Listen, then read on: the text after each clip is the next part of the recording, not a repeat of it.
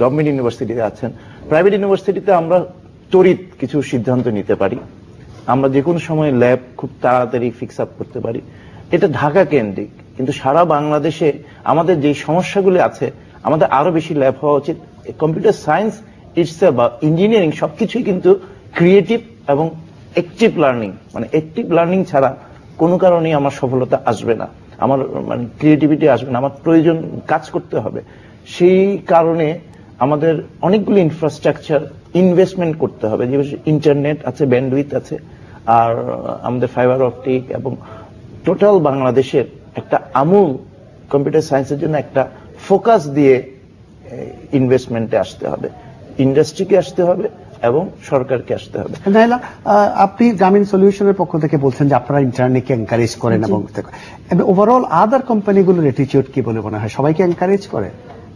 এই জায়গাটাতে আমি বলবো সবাই চায় যে গ্র্যাজুয়েশনের পরে, কিন্তু আমরা এখানে কিন্তু এক ধাপ পিছিয়ে বলছি, গ্র্যাজুয়েশনের 1 বছর আগের থেকে ওদেরকে ওই লাইনে, তাতে কাউন্সিলিংও হয় যে ওরা কোন পার্টিকুলার সফটওয়্যার সাইডে যাবে, ওপেন সোর্সে যাবে না সফটওয়্যার ডেভেলপমেন্ট, ইআরপি, ওদেরকে একটা গাইডলাইন দেওয়া যে মার্কেট কি চায়, কারণ ওদের তো রোজগারটা ওদের অনেক কিছু। কিন্তু এই ক্ষেত্রে যেটা আমি ওনার সাথে সাজ্জাদ ভাইয়ের সাথে বলবো, আমাদের কাঠামো স্ট্রাকচারটা এত দরকার। আমরা তো শুধু ঢাকায় বসে কাজটা করব না, আমরা পুরো বাংলাদেশকে ডিজিটাল বাংলাদেশ যদি করতে চাই, আমাদের সবচেয়ে বড় জিনিস হচ্ছে ইলেকট্রিসিটি আর ব্যান্ডউইথ। এই দুটো, আমাদের তো কানেক্টিভিটি লাগবে সব জায়গার সাথে, এক জায়গায় সেন্ট্রালাইজড হয়ে।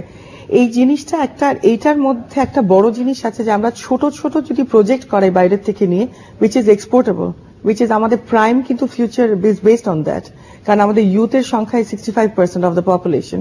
এটা যদি আমরা চিন্তা করি, আমাদের কিন্তু কমিউনিকেশন আর ল্যাঙ্গুয়েজও ঠিক করতে হবে, কারণ বিদেশি কাস্টমার কিন্তু সরাসরি চায়, যারা সফটওয়্যার ডেভেলপার ওদের সাথে কোনো মিডিয়ার সূত্র ছাড়াই সরাসরি কথা বলে। এই সূত্রে কিন্তু আমাদের ছেলেপেলে সাংঘাতিক দক্ষ টেকনিক্যালি, আমরা অনেককে নেই, কিন্তু তার সাথে দেখি যে ওরা পড়ে যায় যখন কমিউনিকেশন দেই সরাসরি।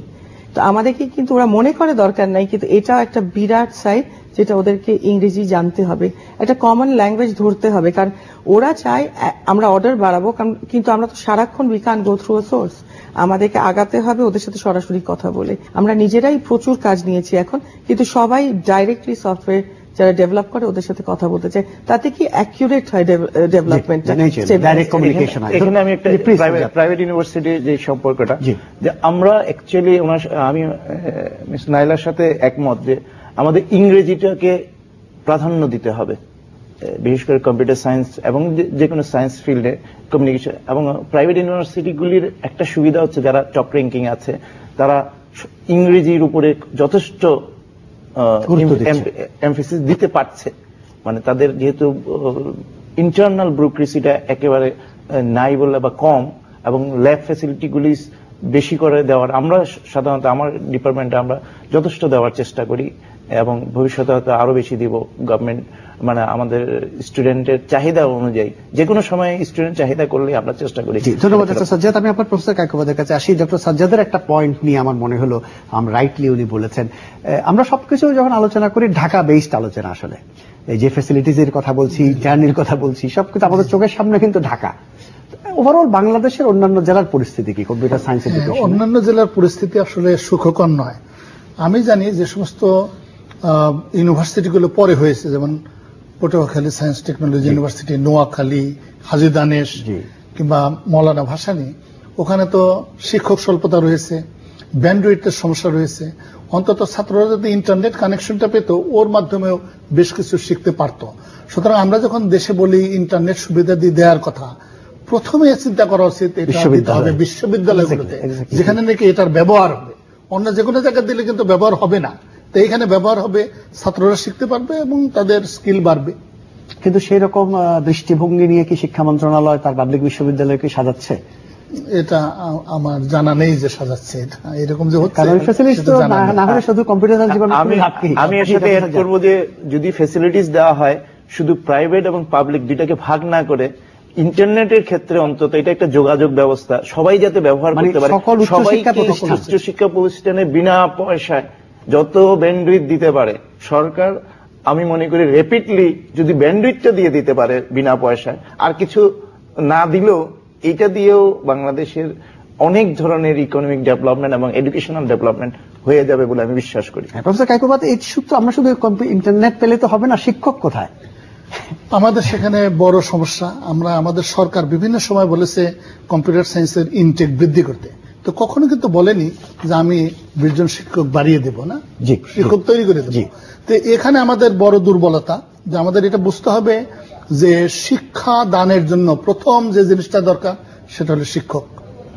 আগে কিন্তু কম্পিউটার না, প্রথমে শিক্ষক দিতে হবে, তারপরে কম্পিউটার এবং অন্যান্য ভৌত অবকাঠামো দিতে হবে। সেখানে আমাদের যথেষ্ট দুর্বলতা আছে। এই প্রসঙ্গে আমি বলি, আইআইটি গুলোতে ওরা 45 ছাত্র পড়ায়, 45 জন কিংবা 60 জন কোনো কোনো জায়গায়, ওদের 30 জন শিক্ষক, 25 থেকে 30 জন ডক্টরেট ডিগ্রি হোল্ডার। আর আমাদের দেশে যদিও বুয়েটে আমাদের অবস্থানটা একটু ভালো, 14-15 জন পিএইচডি ডিগ্রি হোল্ডার আছে। অন্যান্য বিশ্ববিদ্যালয়ে তো অলমোস্ট নাই, হয়তো গড়ে 2-3 জন পিএইচডি ডিগ্রি হোল্ডার হবে কিনা সন্দেহ। সুতরাং এখানে আমাদের এটা বাড়াতে হবে, বৃদ্ধি করতে হবে। আমরা যদি সত্যিকারই চাই, এই যেটা প্রফেসর সাজ্জাদ বললেন যে কম্পিউটার সায়েন্স বা এই টেকনোলজির মাধ্যমে আমরা আমাদের দেশের ভাগ্য পরিবর্তন করতে পারি, সত্যিকারই করতে পারি, কিন্তু সেটা আমাদের মিন করতে হবে উইথ কমিটমেন্ট। সে জিনিসটার এখনো পরিষ্কার না যে আমাদের এই কমিটমেন্টটা আছে কিনা।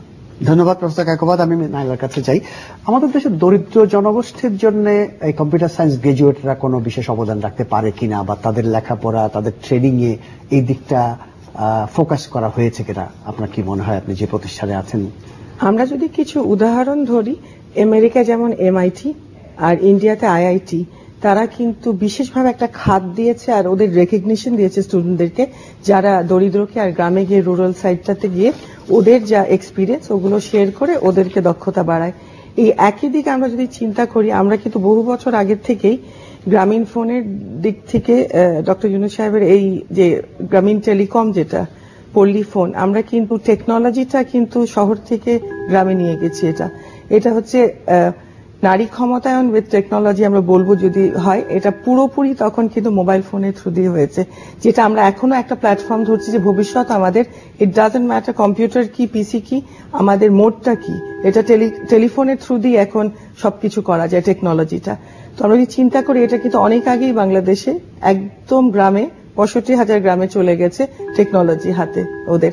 কিন্তু আমরা এইভাবে যদি ইউনিভার্সিটির সাথে ট্যাগ করে ওদের কিছুটা একটা কারিকুলাম দিয়ে দিই, যে ওরা ওদের জিনিসগুলো গিয়ে ওদেরকে বুঝায় গ্রামে এক একটা সেন্টারে, এটা ভীষণভাবে সাহায্য করবে। এমআইটি কিন্তু এই ধরনেরই ফলো করছে, যে ওরা মাইনরিটির কাছে গিয়ে শেখায় কাজগুলো ওদের। ধন্যবাদ। নাহলে একটা ফোন আছে নিয়ে আমরা। হ্যালো। জি, আমার প্রশ্ন হচ্ছে যে অবশ্যই we need lecturers and other things, but first we have to emphasize that to achieve digital Bangladesh, the grassroots level of computer acceptance, that means easy access, as the professor said, bandwidth, and number 2, easy access to get a computer. Like all over the world, a computer can get in installment very easily. It's just like anything else, like phone or anything. If that is given and bandwidth is given, we don't need much teachers, at least to improve the grassroots. Of course, at advanced level and higher level in engineering lessons and things, of course, you need, but to have achieved digital Bangladesh, at least grassroots level, if it increase significantly, then of course Bangladesh will achieve tremendous in 5 years' time. That's what I fully believe. ধন্যবাদ। এটি comment doctor Kaykobad? হ্যাঁ, আমার comment অবশ্য আছে। আমরা তো একটা developing nation না, আমরা যদি গ্রাসরুট লেভেল পর্যন্ত ইন্টারনেট নিয়ে যেতে পারি, এটা তো চিন্তাও করা যায় না। আমরা তো পারবো না, আসলে ইমিডিয়েটলি পারবো না। আমরা ইলেকট্রিসিটি দিতে পারছি না, তাই না? সুতরাং আমাদের জন্য অনেক বেশি গুরুত্বপূর্ণ আমরা যে রিসোর্স আনবো, প্রকিউর করব, সেটা সর্বোত্তম ব্যবহার আমাদের নিশ্চিত করতে হবে। সব সময় যে সুযোগ সুবিধা দিলে আমরা এক্সেল করি তা নয়, কিন্তু সেটা নয়, বরং এমন ভাবে আমাদের দিতে হবে, যেমন ইউনিভার্সিটি গুলোতে যদি আমরা ইন্টারনেট ফ্যাসিলিটি দিতে পারি, আমরা জানি এটা ভালোভাবে ইউজড হবে, কারণ হাজার হাজার ছাত্র সেটাকে ব্যবহার করবে। কিন্তু একদম রুরাল ভিলেজ পর্যন্ত যদি আমরা দিতে যাই, সেখানে তো ব্যবহারকারী ওইরকম ব্যবহারকারী নাই আসলে, তাই না? আমি স্যারের সাথে একমত, আবার